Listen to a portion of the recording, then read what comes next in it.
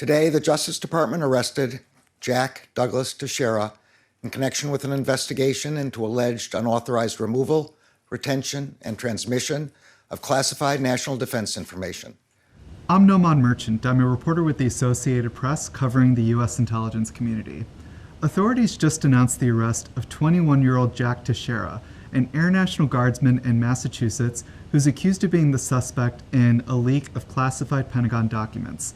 Teixeira was serving in the Guard for a couple of years and is alleged to have posted on an internet chat room months of documents that have U.S. secrets about military readiness in Ukraine and what the U.S. is doing to collect intelligence on allies and foes alike.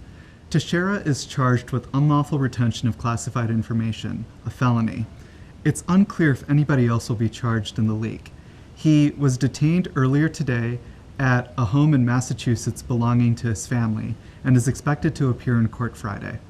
There are a number of lawyers that specialize in classified information cases and alleged leak cases, and it's possible Teixeira may employ one of those lawyers. We don't know yet. It's very early to tell how this case will proceed. So the military entrusts very young, very junior people with high-level information.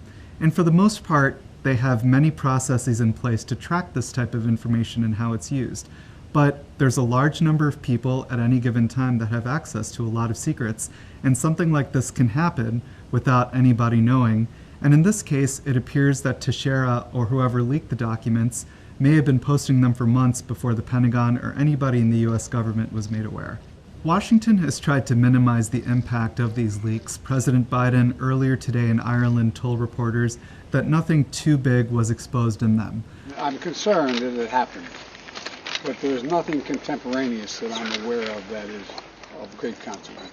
We know, for example, in South Korea, the US is alleged to have collected information that suggests top Korean officials were concerned about providing artillery rounds to Ukraine, which is something that is very sensitive, especially since the US has tried to build a coalition of partners to support Ukraine in its war effort.